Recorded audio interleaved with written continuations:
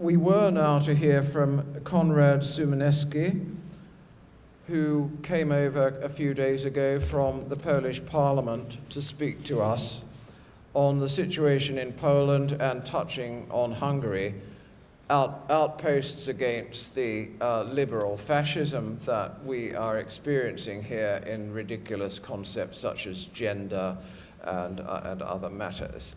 And unfortunately, this morning he broke his leg and is now at the hospital. So he's not going to make an appearance after coming all this way. So I'm going to speak to you about the current climate of fear that Stefan was talking about, and its history, because in fact its history goes back quite a long way, and it's nearly all at the hands of the Labour Party.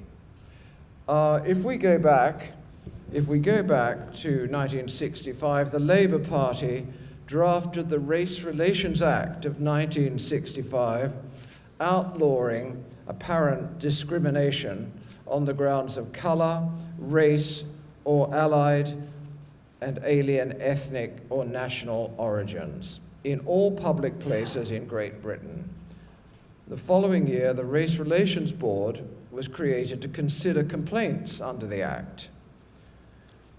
3 years later, Labour again brought in the Race Relations Act to amend the 1965 Act, which made it illegal to refuse housing, employment, public services to a person on the grounds of colour, race, alien, ethnic, or national origins.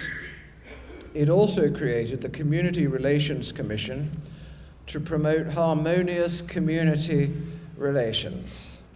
The Act was criticised for poorly translating new standards of behaviour into an effective legal document. The Act was the focus of Enoch Powell's so-called Rivers of Blood speech, delivered to the West Midlands Conservative Association on the 20th of April 1968. Powell was then sacked by Ted Heath the following day from his position in the shadow cabinet. This legislation and Heath's subsequent action were possibly the first high-level demonstrations that criticism of alien immigration would not be tolerated at Westminster by so-called democratic representatives. Labour came along again in 1976 with a new Race Relations Act, incorporating the previous two and with numerous other oppressive features against the rights of the free indigenous peoples of these islands. It also established the notorious Commission for Racial Equality to constantly review the legislation and to make sure the Act rules were legally complied with. The Act was later amended, again by Labour, in 2000 in their Race Relations Amendment Act, which notably imposed a statutory duty on all public bodies to promote mythical, that wasn't in the Act, racial equality, and to demonstrate that procedures to prevent race discrimination were in place. Now you can see this is quite a while ago. That's in the last century. Not to be outdone by all this dogmatic socialist legislation and Marxist deconstruction of facts, the fake conservatives decided that they would introduce the 1986 Public Order Act, the first to actually define racial hatred. I mean, I'd never heard of racial hatred when I was growing up, so this was all fairly new to me. This was a far-reaching act, clearly aimed at the indigenous population of the UK. After all, who else was it aimed at? It covered literature, broadcasting, theatre, film, and advertising. it also gave a definition to racially inflammatory material, which was all-embracing, and gave the police wide powers of entry into people's property and entry and search, and provided for orders of forfeiture. Now, it's worth keeping all this in perspective here, as we are not talking about murderers, child molesters, violence, but people's personal opinions. Just over a decade later, in 1998, the far-left Runnymede Trust published a report by Bhikkhu Parekh, a socialist Indian from Gujarat, calling for a new Equality Act, which would consolidate and advance the existing legislation. New Labour took on board the report in 2004 and legislated the Equality Act 2006, creating the Equality and Human Rights Commission, merging the Commission for Racial Equality, the Equal Opportunities Commission, and the Disability Rights Commission. Outlawing of discrimination on goods, on services, on the grounds of religion and belief, subject to exemptions, and allowing the government to introduce regulations outlawing discrimination on the grounds of sexual orientation in goods and services, which also led to the Sexual Orientations Act of 2006. You'd be wondering where your personal opinions now lie, because they're covering everything. They have created a public duty to promote equality on the grounds of gender. After the bill was reintroduced, further lobbying by the Guyanan and openly homosexual Muslim Wahid Ali, one of Blair's cronies, succeeded in forcing the government to add homophobic discrimination to this bill. Both Parekh and Ali were duly elevated to the House of Lords by Labour. 1998 was also a special year for even more oppressive socialist legislation, obviously targeting the indigenous population again, in the Crime and Disorder Act. Despite the simplistic title, its main contentious sections were on racially aggravated offences in England and Wales. The definition of what constitutes the meaning of this may shock you. An offence is racially aggravated if, at the time, or immediately before or after, the offender demonstrates towards the victim of the offence hostility based on the victim's membership of a racial group, or the offence is motivated by hostility towards members of a racial group based on their membership of that group. A subsection states membership in relation to a racial group includes association with members of that group. And presumed means presumed by the offender. Defining racial group means a group of persons defined by reference to race, color, nationality, including citizenship, or ethnic or national origins. You can see here how amazingly all-embracing this legislation actually is. However, it continues. In 2003, Labour, again, introduced the Communications Act of 2003. The Act had a large number of provisions, including the following.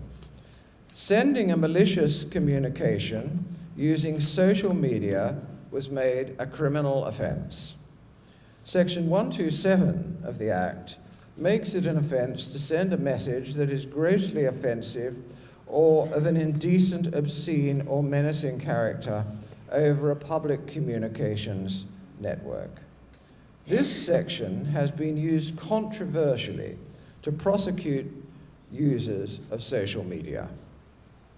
It was declared an offence to persistently make use of public electronic communications network for the purpose of causing annoyance, inconvenience, or needless anxiety.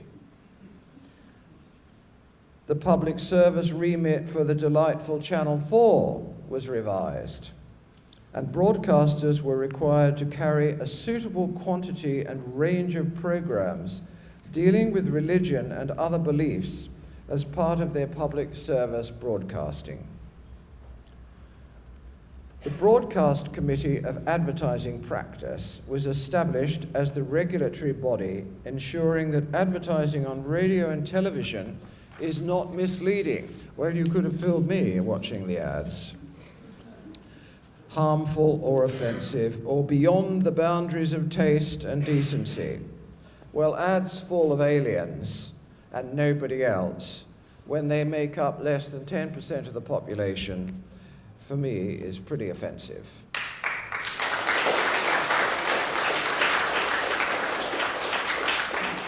Let us now go to North Britain, where even more scandalous legislation has been introduced by the far-left Scottish National Party, virtually without opposition.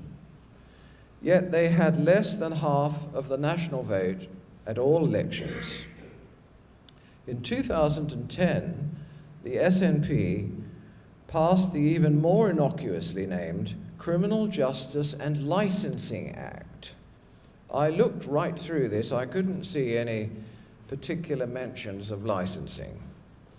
Section 38 deals with threatening and abusive behavior, which behavior would be likely to cause a reasonable person to suffer fear or alarm, and intends by the behavior to cause fear or alarm, or is reckless as to whether the behavior would cause fear or alarm. So that's catch-all, because if the sheriff decides that your behavior has been reckless, then you're sunk. But that's not all.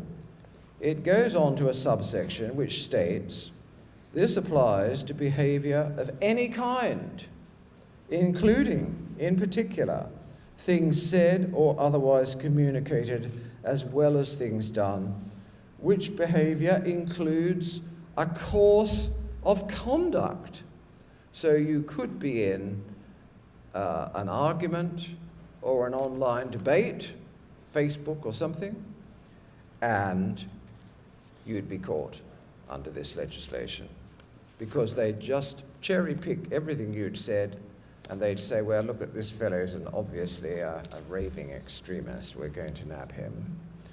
So what has been happening in Scotland is that the prosecutors have been using this all-embracing Section 38 in concert with Labour's UK Crime and Disorder Act of 1998, which is about race, which is not what the latter act was intended for, because the SNP's act came in 12 years later, but they are now putting the two together to prosecute people.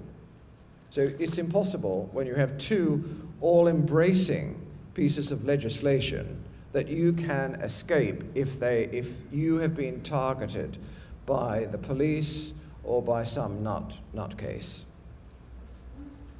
It's just not at all impossible. In addition, in 2015, the SNP introduced legislation forbidding the right to appeal, something most people think is automatic in all free societies. You can lodge a brief application, an application to appeal, against, say, a single sheriff's verdict, but it then goes to the Sheriff Appeal Court, which is in fact a couple of officers staffed by other sheriffs. These nice chaps are clearly always going to support their colleague, especially if they're on the same political wavelength. So your application will almost certainly be refused.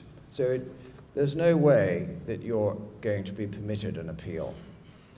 These pieces of legislation are, in fact, part of the road to a totalitarian state. I once had the occasion to speak to someone who had been apprehended in the street by the police, who said, "We're going to charge you with X." The chap said, "That's complete rubbish and does not apply to me." The two policemen then said to him, "Well, look, don't worry, there are lots of other catch-alls we can use. I.e., we're going to get you. So it doesn't really matter if you don't like this particular accusation that we're leveling against you, we can easily come up with something else." We have, ladies and gentlemen, in my view, entered a new dark age in Britain, where the left have infiltrated even the judiciary to such an extent that freedom of expression is as meaningless as the fake justice they're handing down. Thank you very much.